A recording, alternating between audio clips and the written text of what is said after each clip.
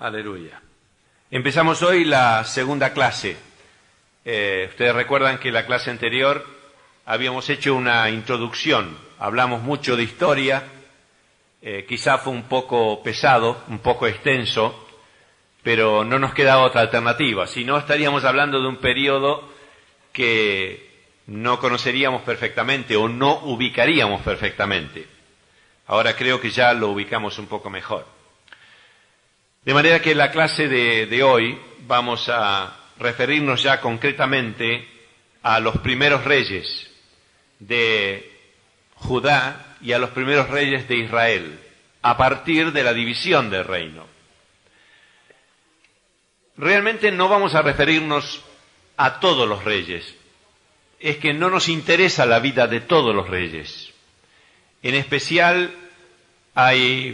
la mayor parte de los reyes de Israel tienen una vida muy negativa que podría servirnos para sacar conclusiones, podría servirnos para sacar lecciones, pero por amor a la extensión de este estudio no nos vamos a detener en cada vida. Con esto quiero decir que aunque hay vidas negativas en la Biblia, también sirven para nosotros, también son para nuestra ayuda, para nuestra amonestación, para nuestra ilustración, para conocer cosas de Dios. No estoy menospreciando ninguna vida, pero este estudio, dado lo relativamente breve que es, tenemos que circunscribirlo a los reyes más importantes de Israel y de Judá. Y dentro de los reyes más importantes vamos a poner más énfasis en los reyes de Judá, porque precisamente los reyes más importantes en cuanto a la vida espiritual no estuvieron en Israel, sino que estuvieron en Judá. Hasta aquí me van siguiendo. Muy bien, la clase de hoy va a girar prácticamente alrededor de 4 reyes. Vamos a dedicarnos a estudiar la vida de 4 reyes. 3 son de Judá, son los 3 primeros reyes de Judá, y 1 solo es de Israel. Los otros reyes después los vamos a mencionar solamente, pero no nos vamos a detener en estudiar ni en sacar conclusiones de sus propias vidas y de su propio ministerio. Los 4 reyes que vamos a ver en esta clase, el primero de ellos es Roboam. El segundo rey es Jeroboam, que llamamos Jeroboam primero, porque en Israel hubo después otro Jeroboam. El tercer rey que vamos a ver en esta clase es Abías o Abiam. Este es el tercer rey, es un rey de Judá. Y el cuarto rey que vamos a ver es Asa. Se escribe como suena, sin H, Asa. Luego tendríamos, para completar el estudio de hoy, que considerar a Nadab, que fue rey de Israel, Baasa, rey de Israel, Ela, rey de Israel, y Zimri, rey de Israel, pero estos los vamos a dejar de lado. Vamos a circunscribirnos a estos 4 reyes que yo les acabo de mencionar. Muy bien, dicho esto, vamos directamente al primero de todo, que es Roboam. La lectura de la vida de este rey está en Primero de Reyes capítulo 12 y Primero de Reyes capítulo 14, versículos 21 a 31. La otra cita, como es un rey de Judá, tenemos escrituras en Reyes y tenemos escrituras en Crónicas. ¿Se acuerdan que ya dijimos en la primera clase? La otra cita está en Segundo de Crónicas, capítulo 10 hasta capítulo 12 inclusive. Muy bien, hacemos un breve resumen de la vida de este rey. Después vamos a considerar asuntos de la vida del rey. Comenzó a reinar teniendo 41 años de edad. Reinó 17 años. Su padre fue Salomón. Es el último rey del Israel completo. Salomón fue el padre de Roboam. Su madre fue una mujer amonita. Era una de las naciones vecinas de Israel que estaban expresamente excluidos de la congregación de Israel hasta la 10ª generación. Es decir, no podía haber entrado ni su madre, ni el hijo de su madre, ni el nieto, ni el cuarto, ni el quinto. Hasta el 10º recién hubiera tenido derecho de entrar a formar parte del pueblo de Dios. Esa fue la mamá que tuvo Roboam, una mujer amonita. Eso está en Deuteronomio capítulo 23, versículo 3. De manera que no tuvo mucha ayuda de parte de su madre, ya podemos suponerlo, ¿no? Una mujer amonita que lamentablemente, aparentemente no se había convertido de todo corazón a Dios. Porque tenemos una excepción en la Biblia de alguien que era moabita, una nación similar. Ustedes recordarán de quién estoy hablando de Ruth, que a pesar de todo lo que la Escritura decía que no podía entrar hasta la 10ª generación, entró ella y plenamente a formar parte de la casa de Dios por esas cosas que tiene la gracia de Dios, que es tan infinita y tan grande. De la madre de Roboam no se dice nada. Tenemos derecho de suponer que realmente o no era convertida o era una de esas conversiones tibias, porque realmente la Biblia no dice nada sobre ella. Como resumen de la vida de Roboam, está en Segunda Crónicas, o segundo libro de Crónicas, capítulo 12, versículo 14, hay una breve sentencia. Dice así: e hizo lo malo, porque no dispuso su corazón para buscar a Jehová. Así que empezamos mal, ¿no? Es el primer rey de la lista. Sin embargo, no fue todo tan malo como aparece en esta sentencia. Ahora vamos a ver ligeramente 3 grandes capítulos en la vida de Roboam que lo van a pintar un poquito de cuerpo entero. El primero de todo es la herencia que él recibió.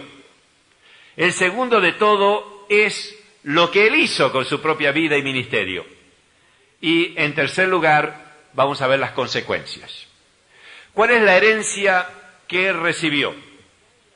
En Primero de Reyes, capítulo 12, versículo 4, el pueblo estaba cansado del yugo paterno. ¿Quién era su padre? Su padre era Salomón. ¿Cómo es posible que Salomón haya tenido un mal reinado cuando empezó con tanto esplendor y con tanta gloria y con tanta sabiduría? Dice que no había ningún hombre tan sabio como él en toda la tierra. ¿Cómo es posible que sus súbditos, cuando Salomón muere, se quejen de que en el reino estaban sometidos y estaban muy cargados por los tributos y por las leyes y por las exigencias de Salomón? No vamos a dedicarnos a este tema. Simplemente tenemos que encontrar la clave en que Salomón había inclinado su corazón a las mujeres extranjeras que tenía y había inclinado su corazón a los dioses ajenos que esas mujeres extranjeras habían introducido en el reino. Ustedes saben que una de las características más importantes de Dios es que es Dios fuerte y celoso. Dios se pone celoso y les aseguro que se pone celoso en serio. Dios se enojó con Salomón. Así que, por así decirlo, el reino que comenzó con tanta bendición dejó la bendición por causa del desvío de Salomón. El pueblo aprovecha la circunstancia entonces que ha fallecido Salomón para pedirle a Roboam, que es el hombre que va a ser ungido por rey, que alivie las cargas a fin de que ellos no estuvieran tan afligidos, no estuvieran tan oprimidos. Si hubiéramos leído los textos bíblicos que hemos citado al principio en en Primero de Reyes y en Segundo de Crónicas, hubiéramos visto toda la historia, que ahora no tenemos que decirla muy rápidamente. Pues la historia cuenta que cuando le vienen a plantear este asunto a Roboam, Roboam les dijo: por favor, vengan de aquí a 3 días, que yo les voy a dar la respuesta. Me parece que es muy sensato que haya hecho así para madurar una respuesta adecuada. Era su primer acto de gobierno. Y dice que Roboam primero consulta a los ancianos que habían estado con su padre. Su padre había sido un hombre muy sabio, aun cuando se descarrió, sin embargo había sido un hombre muy sabio. Y estos ancianos le dan un consejo muy sabio. Le dicen, hazte amigo de ellos, hazte siervos de ellos. En otras palabras, hazles caso, escucha lo que tienen para decirte, porque si tú les haces caso, les vas a ganar el corazón y ellos te van a servir toda la vida. Un consejo muy sensato. Pero Roboam tenía compañeros jóvenes que se habían criado con él. No podemos ahora entrar en detalles, pero suponemos que eran amigos de la juventud, amigos de no hacer nada, amigos de jugar, amigos solamente de conversar, una cosa que era muy común en muchas cortes y en muchos palacios, y se imaginan lo que habrá sido la corte de Salomón, con tantas mujeres, con tantos príncipes, con tantas riquezas, con tantos bienes. Pues él tenía muchos amigos, se imaginan que los tenía. Y le pregunta a los amigos que eran jóvenes como él, inexpertos como él, que no sabían lo que era gobernar, y le dicen los amigos, no, en términos nuestros, si tú te muestras flojo ahora, vas perdido. De entrada nomás tienes que mostrarte fuerte, porque de esa manera vas a imponer tu autoridad y te van a respetar. Y Roboam neciamente oye el consejo de los jóvenes y les contesta de esta manera. Una vez que vienen el pueblo a consultarlos, les contesta de esta manera, y el pueblo cierra su corazón y dice, nosotros no tenemos parte con David, Israel a tus estancias.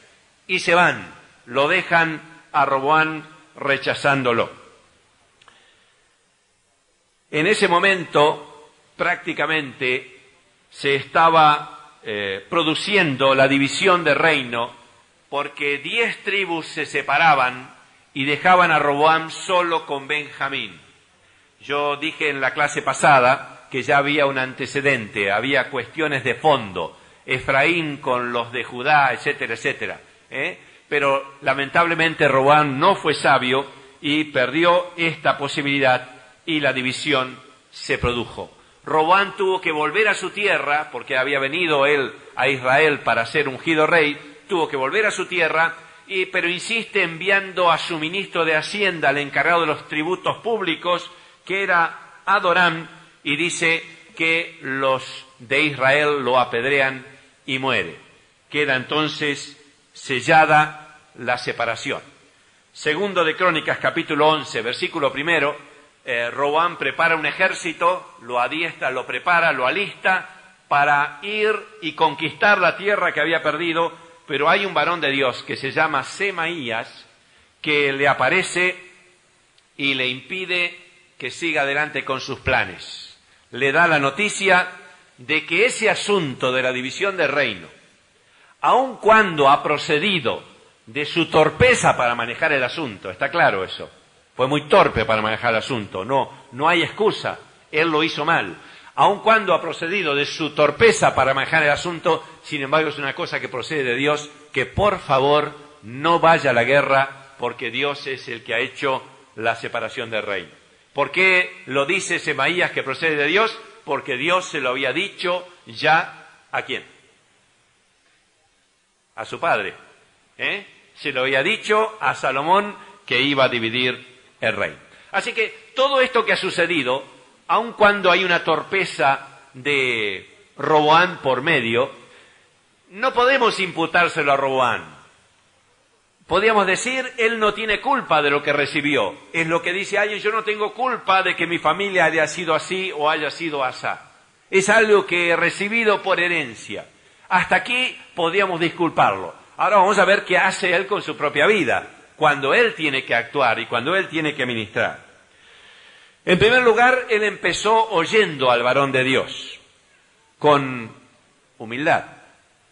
Porque cuando uno escucha una palabra de Dios, que es contraria a todos los planes que tiene, y la atiende, desarma sus planes, depone las armas, afloja en esa actitud que tiene, es porque ha oído la voz de Dios, ¿verdad? Eso es realmente oír la voz de Dios.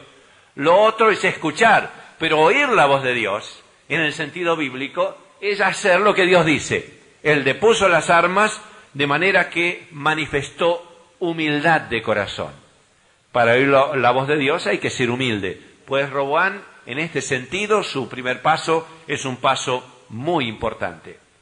Y a raíz de esto viene el segundo paso. Su reino se vio fortalecido por los sacerdotes, por los levitas que vinieron del reino del norte, y lo que es más hermoso todavía, por la gente que buscaba a Dios. Dijimos en la clase pasada que es la mejor gente que puede haber en un reino. Sea sabia o no sea sabia, sea pudiente o no sea pudiente, la mejor gente que puede haber para gobernar es gente que busca a Dios realmente de corazón, porque es gente humilde de corazón, que está queriendo oír la voz de Dios, es sensible a la voz del Señor, y es fácil gobernar un pueblo que quiere obedecer a Dios. ¿Entienden? Así que en este segundo paso, su reino se ve fortalecido. Pero en tercer lugar, el segundo de Crónicas capítulo 12, versículo 1, dice algo muy curioso. Dice que una vez consolidado en el reino, una vez que pasó el primer apuro, porque que a uno lo pongan de rey de pronto me imagino que debe ser una cosa bastante difícil, ¿eh? Muy bonita la corona, pero toda responsabilidad que viene encima es muy delicado. Una vez que pasó este primer momento, una vez que pasaron los primeros meses, una vez que pasaron los primeros años, y él vio que la bendición de Dios venía, porque siempre que humillamos el corazón la bendición de Dios viene. ¿Sabían esto? Es automático. Dios está con el quebrantado y humilde de corazón. De manera que como él estaba en una actitud humilde y de quebrantamiento de corazón, Dios estaba con él, y la gente que buscaba a Dios venía allí al reino, se sentían atraídos por la luz, porque donde hay verdadera humildad de corazón, Dios está, y donde Dios está, vienen todos los que aman a Dios. Es interesante eso, ¿no? Él se vio fortalecido, se vio bendecido, se vio muy bien, iban bien sus cosas, se sentía un buen creyente que la cosa funcionaba. Y una vez que se vio fortalecido, en segundo de Crónicas, capítulo 12, 1, dice, lejó la ley de Jehová y todo Israel con él. Qué curioso, ¿no? Qué raro que parece. Pero no vayan a pensar que es tan raro. El punto siguiente está en Primero de Reyes, capítulo 14, versículo 22 a 24. Allí hay una lista de pecados que empieza a cometer Roboam como consecuencia de haber dejado la ley de Dios. Así que no se puede dejar la ley de Dios y vivir una vida buena. Cuando uno deja la ley de Dios, empieza a cometer pecados, y ahí tenemos la lista de los pecados, y dice la Biblia que él hizo conforme a las naciones que Dios había echado. Así que si en el primer gran capítulo dijimos, Roboam no tiene culpa de la herencia que ha recibido, ahora decimos, ahora sí es responsable de lo que ha hecho. Ahora no le puedo echar la culpa a mamá y a papá. Ahora el culpable es él de lo que ha hecho. Dios lo consolidó, Dios le dio liberación, Dios le dio vida, Dios estuvo con él, engrandeció su reino, y ahora que él vio que tenía todas las riendas en sus manos, se engañó y siguió los dictados de su propio corazón. Dejó la ley de Dios, y como consecuencia de dejar la ley de Dios, ¿qué significa dejar la ley de Dios? Dejar ese espíritu de humildad, dejar de depender de Dios para empezar a manejarse por sí mismo. Y acto seguido comienza la lista de los pecados y un fin que realmente no agradó a Dios. El último capítulo, el tercer capítulo de su vida, decimos las consecuencias. Como consecuencia de esta actitud, viene Sisac, rey de Egipto, y sube contra Jerusalén. Viene con un ejército poderoso, viene una multitud que rodea Jerusalén. Y Roboam se ve perdido, está desesperado, no sabe lo que hacer, está desesperado. Sin embargo, dice en segundo de Crónicas capítulo 12, 5, que aparece otra vez el profeta Semaías, que se ve que siempre estaba a punto y estaba atento en su ministerio para dar la palabra adecuada en el momento oportuno, y le da la palabra a Roboam y los reprende.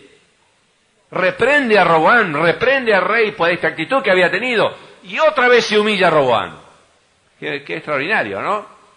No es un hombre rebelde, es un hombre flojo, es un creyente flojo, pero no es rebelde él. no se enoja. Otro cuando los vienen a reprender dice, pero ¿qué tienes para decirme? ¿Por qué me vienes a decir a mí que soy el rey? En fin, todas esas excusas que tenemos cuando no queremos oír al que viene a decirnos algo que nos duele. Pues dice que el rey y toda su gente se humilla cuando Semaías los reprende. Y segunda de Crónicas, capítulo 12, quiero leer aquí, versículos 7 y 8, es interesante lo que dice. Y cuando Jehová vio que se habían humillado, vino palabra de Jehová a Semaías diciendo, se han humillado, no los destruiré, antes los salvaré en breve y no se derramará mi ira contra Jerusalén por mano de Sisac. Los voy a librar.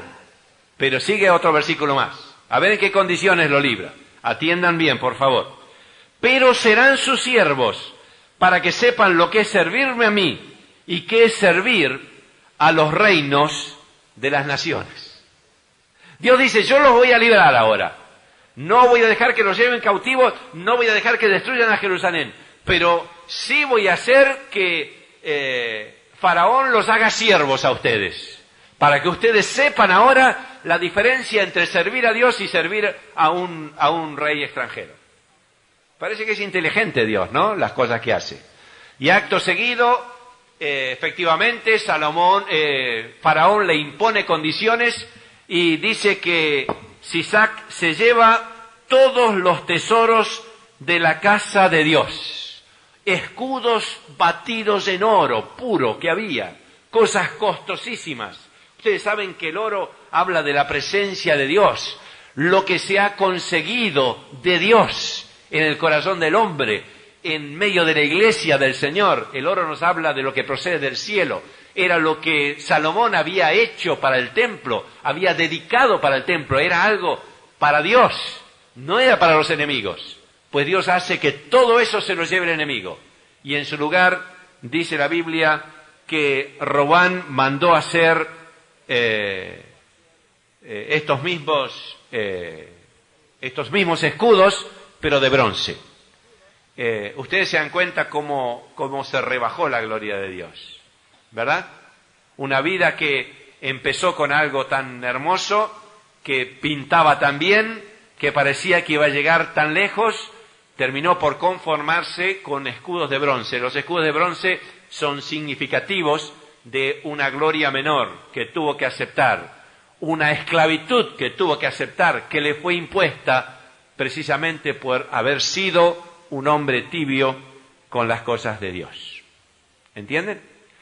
Lamentablemente tenemos que dejarlo aquí a Roboam, creo que le sacamos bastante el jugo, tenemos ya lecciones muy importantes y tenemos el oído abierto para recibirlas nosotros, y vamos a pasar al rey Jeroboam I, ese rey que está reinando en el reino del norte. Tengo varias citas bíblicas. La primera está en Primero de Reyes, capítulo 11, versículo 11, hasta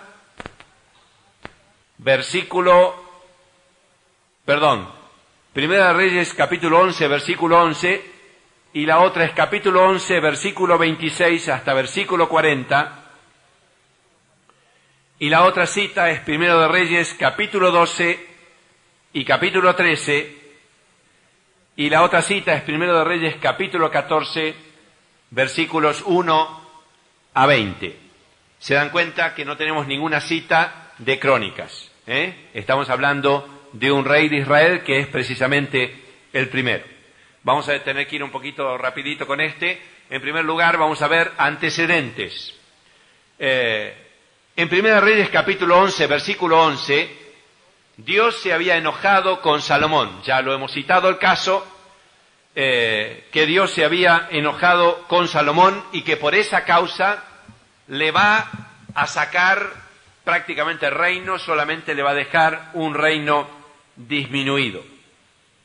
En segundo lugar, en capítulo 11, versículo 28, se nos habla de Jeroboam, que era un varón esforzado y valiente. En tercer lugar, dice la Biblia, esto está en capítulo 11, versículos 29 a 39, que lo encontró a Jeroboam en el campo el profeta Ahías. Es un profeta nuevo ahora en nuestro estudio. Y dice que tomó la capa que llevaba Jeroboam y la partió en 12 pedazos y le dijo, toma para ti 10 pedazos, porque he aquí la palabra de Jehová. Dios ha dicho que te va a dar 10 tribus para que gobiernes en Israel. Fue una palabra que vino de parte de Dios. Y lo interesante es que en el versículo 38 dice que Dios le promete a Jeroboam edificarle casa como a David. Miren qué promesa. Así que cuando estamos hablando de Jeroboam, no estamos hablando de un usurpador, de un individuo que se aprovechó de la situación que se produce a la muerte de Salomón y se aprovecha para capitanear la rebelión contra Roboam. Estamos hablando de un hombre a quien Dios habló antes de que Salomón fuera muerto. Ya Dios le dio la palabra profética de que él tenía que hacerse cargo del reino de Israel. Y le promete que si él es fiel al Señor, le va a edificar una casa firme como a David, no menos que a David, como a David, una tremenda promesa de parte de Dios. En quinto lugar, enviaron a llamarlo para que él intervenga en las conversaciones con Roboam cuando se produce la muerte de Salomón. Y por último, en sexto lugar, lo constituyen por rey sobre Israel. Capítulo 12, versículo 20. Tendríamos que entrar en todos los detalles de la rebelión y todo esto, pero no les quiero ahorrar el trabajo de leer la Biblia. Así que todos esos detalles los van a encontrar ahí en Primero de Reyes, que están muy claritos y vamos a entender perfectamente la cosa. Muy bien. El segundo capítulo vamos a ver los hechos de Jeroboam. Dentro de los hechos de Jeroboam, tenemos que decir en primer lugar que reinó desde Siquem. ¿Se acuerdan que Jerusalén era la capital del reino del sur? Provisoriamente la capital del reino del norte se constituyó en Siquem, en el monte Efraín. En segundo lugar, que Jeroboam tiene mucha desconfianza, capítulo 12, versos 26 y 27, porque dice, ahora la gente se va a ir a Judá para adorar a Dios y se me va a pasar al otro reino y yo me voy a quedar sin gente. Entonces él quiere solucionar ese problema. Y acá tenemos que recapacitar. Es interesante que él tenga esta desconfianza cuando la palabra para tener el reino había procedido de Dios, ¿verdad? ¿O no? La palabra había procedido de Dios. El que le había dado el reino y el que le había prometido edificar la casa no era ni David, ni Salomón, ni Roboam, ni ningún profeta cualquiera que había hablado de su propio parecer. Era una palabra que había recibido de Dios y que él entendió que era una palabra de Dios. Y ahora le está desconfiando que Dios pueda cumplir esa palabra. Acá empieza su primer grave problema. No cree absolutamente en la palabra que Dios le habló. Cree que le va a dar el reino, cuando llega el momento lo asume, etcétera, etcétera. Las partes positivas, él las enfoca muy bien. Pero el aspecto del temor a que le quiten el reino o que le quiten la gente, lo traiciona y termina por destruirlo. Yo creo que esta es la razón por la cual Jeroboam destruyó su propio reino, destruyó su propia casa y destruyó toda posibilidad de vida espiritual pública en el reino de Israel. Claro, él humanamente piensa muy bien. Es verdad que la gente se le puede ir, pero si hay una palabra de Dios por medio, él debería haber puesto todo su corazón en esa palabra y descansado en la palabra que Dios le había dado. Y no especular con que la gente se le podía ir. ¿Qué sucede a continuación? Pues a continuación él establece 2 becerros de oro para que la gente de su pueblo los adore y no tenga que ir a adorar a Jerusalén. Bonita solución. 2 becerros de oro para que su gente lo adore. Siendo problemas hasta que se transforman en problemas nacionales y la raíz es una semillita casi imperceptible. Y la sabiduría nuestra es descubrir esas raíces precisamente para poder atacar el problema a tiempo, encontrar la solución a fondo. el problema básico en su vida fue la desconfianza. Eso dio lugar a que empezara a especular cómo solucionarlo. Hace crear esos 2 becerros de oro. Y le dice a Israel, estos son tus dioses que te sacaron de la tierra de Egipto. Por supuesto que él diría, no, Dios está en el cielo, pero esto es la figura de ese Dios. Cuando adoren a este Dios, piensen en el Dios del cielo. Así empezó la cosa, pero luego terminó muy mal. Pero además edificó lugares altos. Los lugares altos eran lugares de prostitución idolátrica. Eran un poco como es común ver a veces en los caminos. Encontramos crucecitas, encontramos flores, encontramos gente que deja botellas, que deja ofrendas. La gente se prostituye en esos lugares, piensa que tienen poder esos lugares para hacer algo milagroso en sus vidas. Pues no era exactamente así, pero había lugares altos que se encargó de edificar a distintos dioses o a Dios. La excusa era Dios, pero al final se transformaron en el culto a distintos dioses. El paso que sigue es muy normal. Hizo sacerdotes de gente común del pueblo, un asunto que inventó él. En Hebreos capítulo 5, versículo 4, dice la Biblia, nadie toma para sí la honra sino el que es llamado de Dios. Nadie se hace sacerdote, nadie se hace levita si Dios no lo llama. Es una cosa gravísima meterse en un ministerio que el Espíritu Santo no nos mete. Hay a veces gente que cuestiona por qué yo en la iglesia no hago esto, por qué yo en la iglesia no hago el otro, y a veces algunos con atrevimiento se meten a ejercer ciertos ministerios a los cuales el Espíritu Santo no los ha llamado y son destruidos por ese ministerio. Pues esto es lo que fomentó Jeroboam en su propio reino. Y por último, instituyó una fiesta solemne y subió al altar para quemar incienso. Todo un invento de su propio corazón, una cosa realmente audaz y atrevida. Pero vamos a ver ahora otro gran capítulo, es la intervención del varón de Dios. Capítulo 13 dice que viene de Judá a Betel, es decir, viene del reino del sur, se traslada al reino del norte, un profeta muy curioso, un profeta creo que cuyo nombre no conocemos, pero un profeta muy curioso, muy extraño, viene con un mensaje muy delicado. Lo encuentra Josías subido en el altar que era fabricado, la religión que él ha fabricado pretendiendo ofrecer a Dios.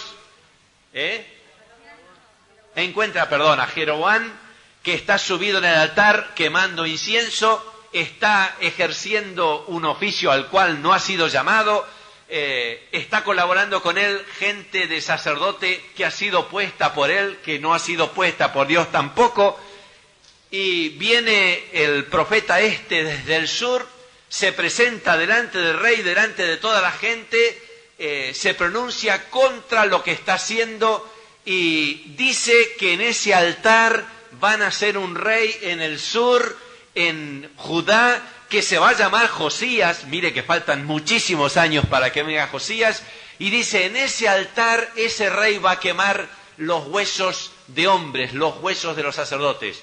Va a ser una manera de mostrar la ira de Dios para con lo que está haciendo el rey. Y como señal de lo que yo estoy diciendo es verdad, en este mismo momento el altar se va a quebrar y la ceniza se va a derramar.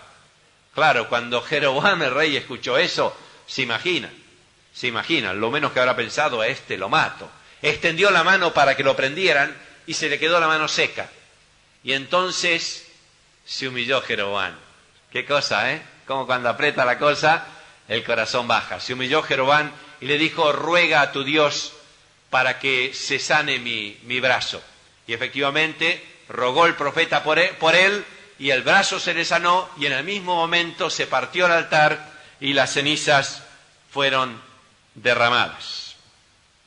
Sin embargo, a pesar de que se humilló, apremiado por las circunstancias, la Biblia dice, versículos 33 y 34, que no se apartó Jeroboam de su mal camino. Su arrepentimiento fue un arrepentimiento circunstancial. Es el arrepentimiento del ladrón cuando es tomado en el momento del hecho, casi siempre está muy arrepentido. lo hizo sin querer, etcétera, etcétera. Pero es un arrepentimiento que no vale ese. Ese no es un arrepentimiento según Dios, es un arrepentimiento superficial, es un arrepentimiento de conveniencia. ¿Por qué lo decimos así? Por lo que dice la Biblia después, que Jeroboam siguió persistiendo en su mal camino. Volvió a ser sacerdotes, versículo 33, y a quien quería lo consagraba. Era un asunto que el que quería no tenía más que pedirlo y lo consagraba. Y la casa suya es cortada muy rápidamente sobre la faz de la tierra. Versículo 34, Dios dice que va a ser cortada y efectivamente muy pronto es cortada totalmente de la faz de la tierra. El último capítulo de la vida de Jeroboam es la profecía de Ahías contra él, capítulo 14, versículos 1 a 20.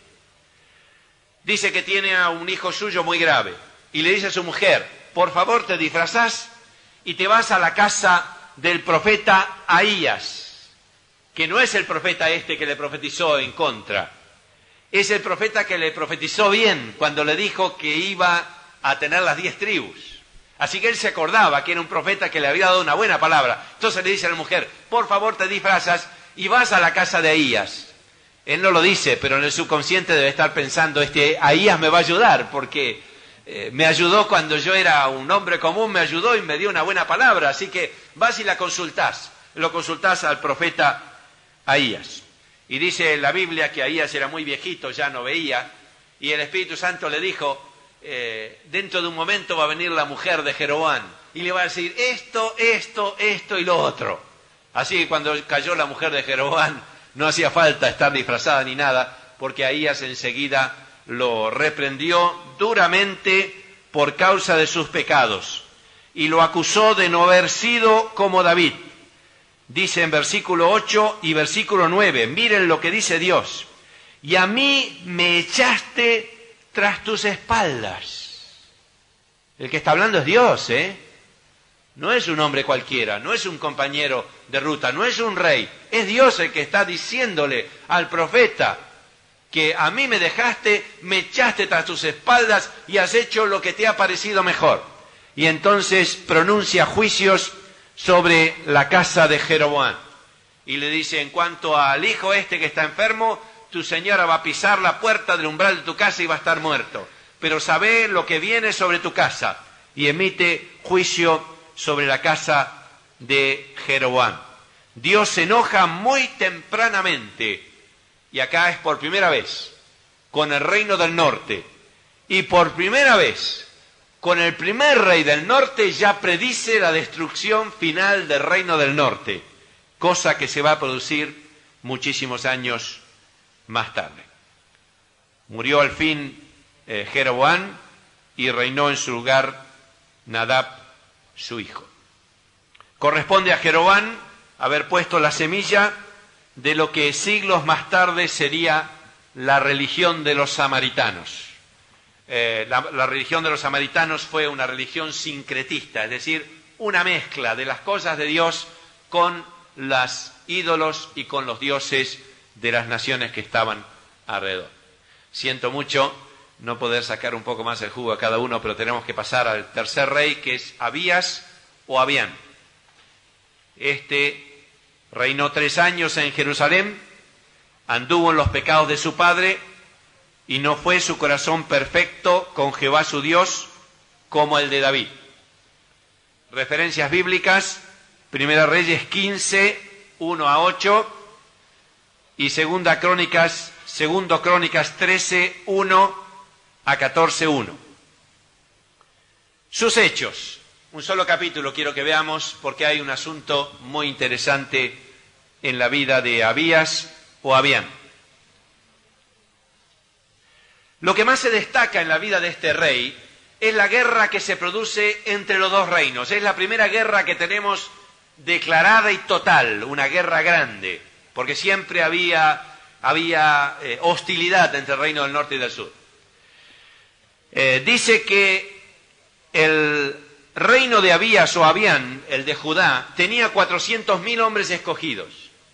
Y el reino del norte, que todavía estaba Jeroboam, el que recién matamos, todavía estaba viviendo, porque reinó muchos años en el Reino del Norte, todavía estaba en el Reino del Norte, viene contra él con 800.000 hombres escogidos.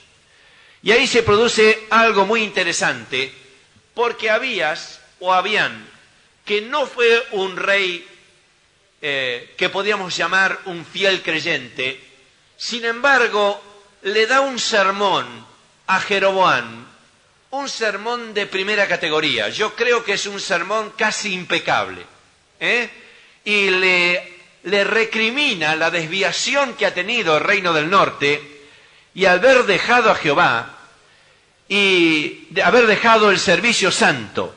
Segunda Crónicas 13:5.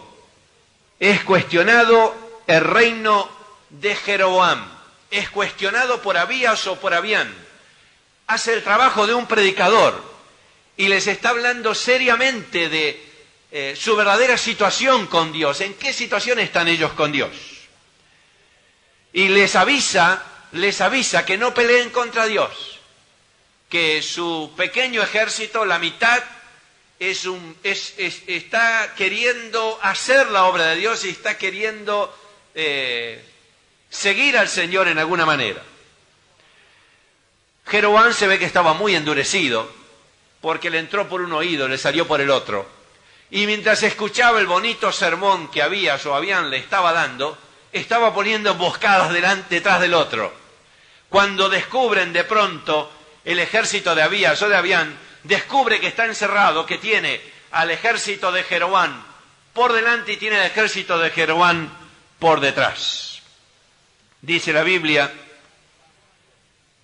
que Judá clamó a Dios con toda su fuerza y Dios le concedió una victoria contundente y mataron aquel día 500.000 hombres. Dios le dio la salvación. Estaban encerrados, no tenían ninguna posibilidad, estaban perdidos.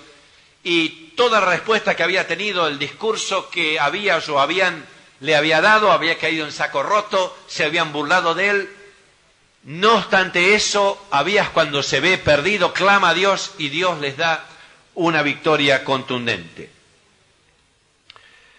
Después de esto, una vez que ha tenido esta victoria contundente, dice la Biblia que Abías o Abián se hizo más poderoso y parece que también imitó a su padre al hacerse fuerte, porque su corazón no fue perfecto para con Jehová su Dios.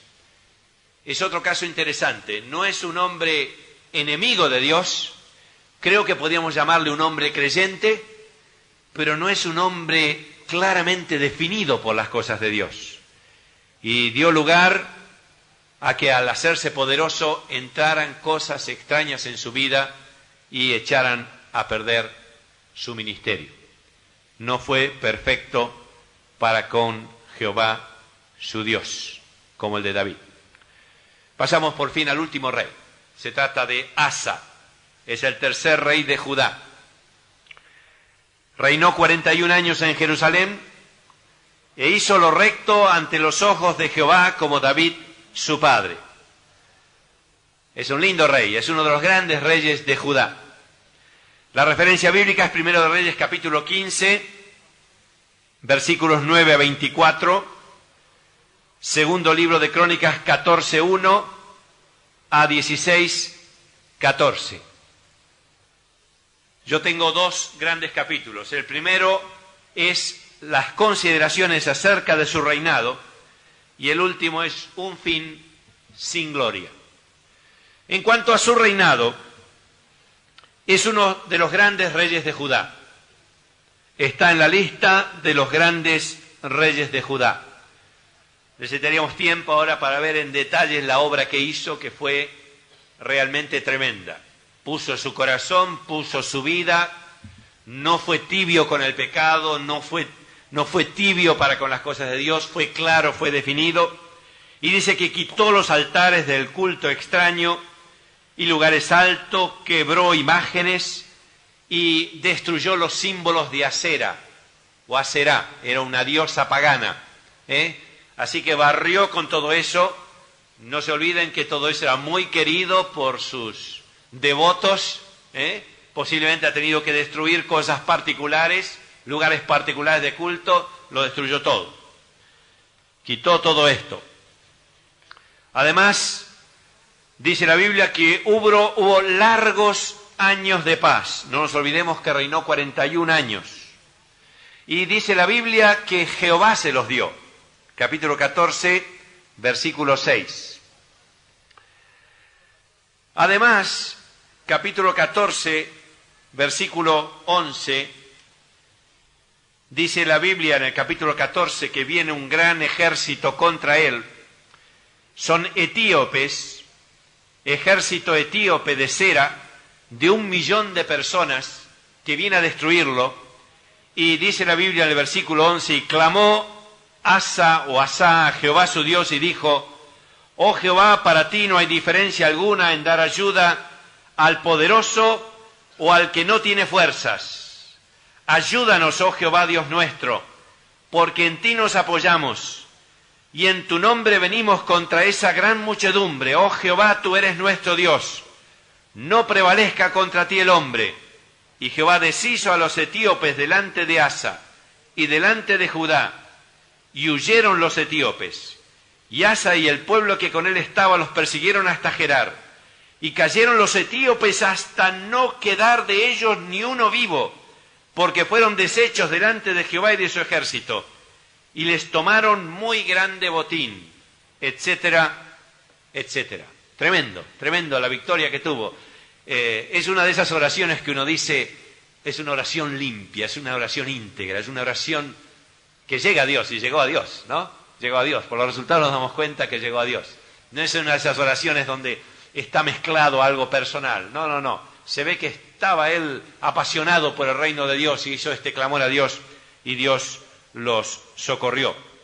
Pero ahora viene un profeta, que es Azarías, y que viene para animarlos a seguir en la obra emprendida. Capítulo 15, y vino el Espíritu de Dios sobre Azarías, hijo de Obed, y salió al encuentro de Asa y le dijo, oídme Asa y todo Judá y Benjamín, Jehová estará con vosotros, si vosotros estáis con él, y si le buscáis será hallado de vosotros, mas si le dejáis él también os dejará.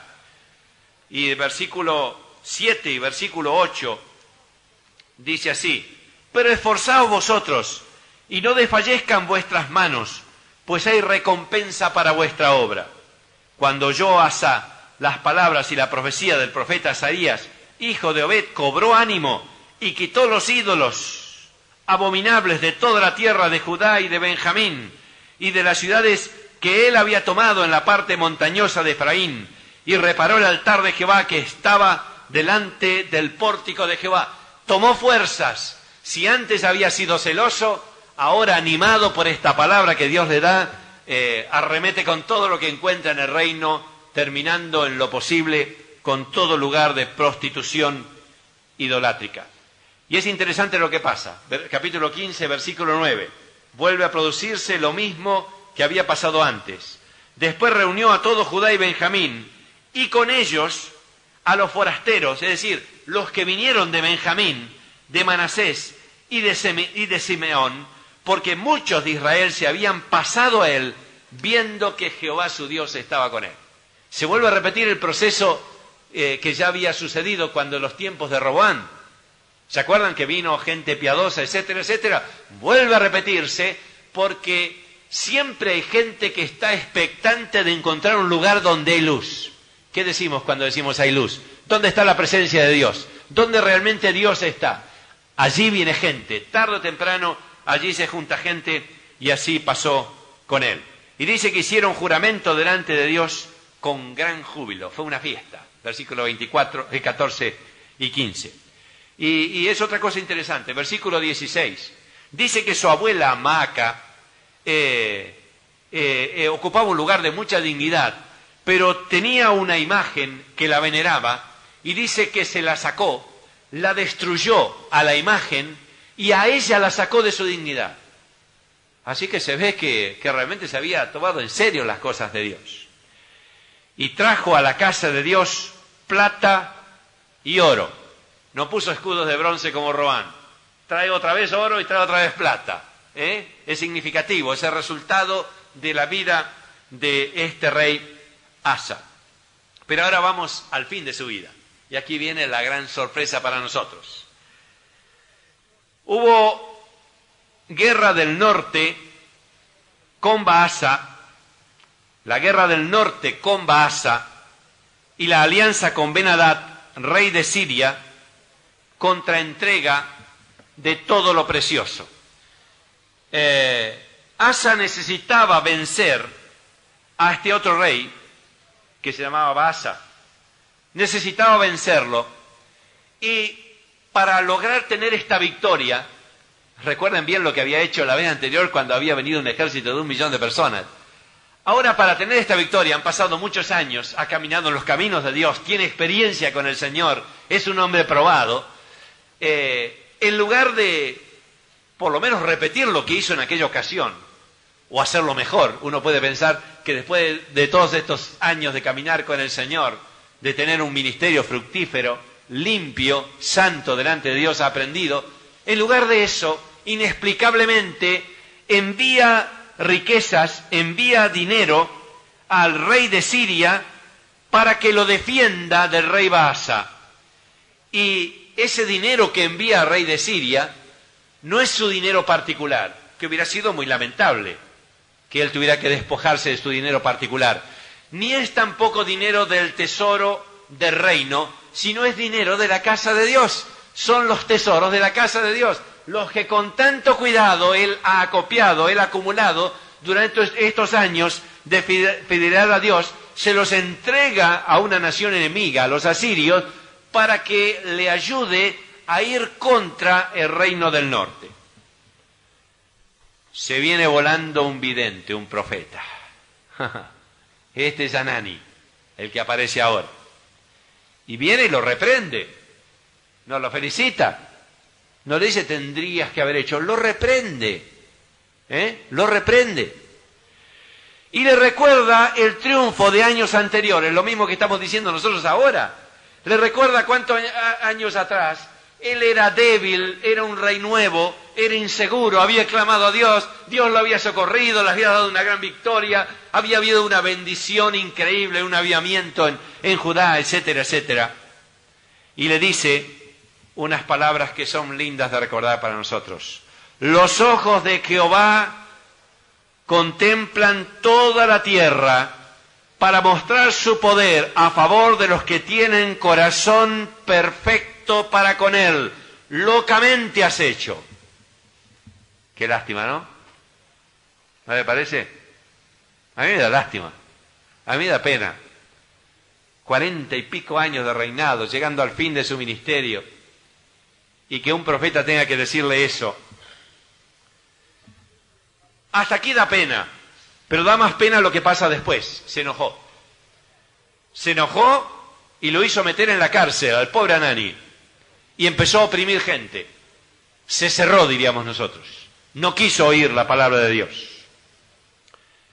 Pero este incidente, que fue muy grave, porque habla de un corazón no quebrantado, un corazón no humilde, es lo peor que le puede pasar a un creyente, así tenga 99 años de vida fiel, así sea el apóstol Pablo en la cárcel, lo peor que le puede pasar a alguien es cerrarse cuando viene una palabra de Dios. A ese incidente, que fue muy grave, le sigue un segundo incidente. Dice la Biblia que se enfermó de sus pies y en su enfermedad no buscó a Jehová, sino a los médicos. Y se murió. Yo no creo que Dios tenga problema con los médicos. Yo creo que Dios tiene problema con los corazones cerrados. Yo creo que Asa no buscó a Dios porque él tenía un conflicto en su corazón que no estaba resuelto. Cuando algo queda sin resolver en nuestras vidas, tarde o temprano eso nos arrastra a otras cosas. Y terminó muriendo, y al fin, dice la Biblia, cuando se murió, hicieron un gran fuego en su honor. La verdad, que después de una vida tan preciosa, el fin tenía que haber sido otro, ¿verdad? Pero creo que es una vida riquísima en enseñanzas para nosotros. Creo que no hay ninguna vida como la de Asa que nos deja una advertencia tan solemne a nosotros, que no es cuestión solamente, lo que decíamos en la primera clase, de correr bien la carrera, sino correrla bien, pero terminarla bien para la gloria de Dios. ¿Está bien? Dios os bendiga y hasta la próxima clase. Amén.